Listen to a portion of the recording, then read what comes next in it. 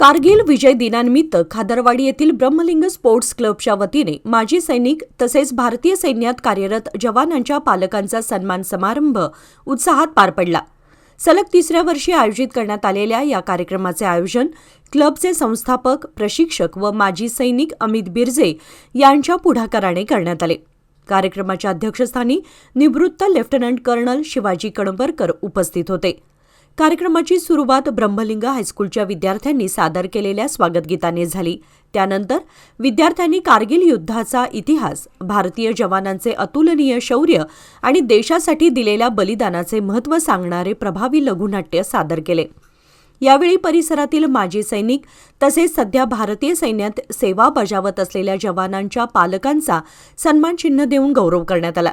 यशनीश water पार्कचे मालक महेश अर्कसाळी आणि मूळवीर ज्वेलर्सचे मालक राजू बेकवाडकर यांच्या हस्ते हा सत्कार करण्यात आला.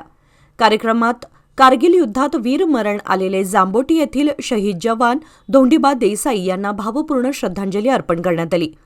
उपस्थित मान्यवर, विद्यार्थी आणि ग्रामस्थांनी त्यांच्या शौर्यपूर्ण बलिदानाचे स्मरण करून अभिवादन केले. तसेच कारगिल युद्धातील सर्व ज्ञात अज्ञात शहीद जवानांना श्रद्धांजली वाहण्यात आली. यावेळी निवृत्त लेफ्टनंट कर्नल शिवाजी कणबरकर यांनी कारगिल युद्धातील जवानांच्या पराक्रमाच्या आठवणी सांगत देशसेवा आणि राष्ट्रप्रेमाची भावना युवकांमध्ये रुजवण्याचे आवाहन केले. देशासाठी सर्वोच्च बलिदान देणाऱ्या सैनिकांच्या त्यागातून प्रेरणा घेऊन युवकांनी भारतीय सैन्यात सहभागी होण्यासाठी प्रयत्न करावेत असे त्यांनी सांगितले. माजी सैनिक किरण पाटील यांनी युवकांना भारतीय सैन्य भरतीसाठी आवश्यक तयारी आणि संधींबाबत मार्गदर्शन केले, तर देवप्पा कोळेकर यांनी ब्रह्मलिंग स्पोर्ट्स क्लबच्या कार्याचा आढावा घेतला.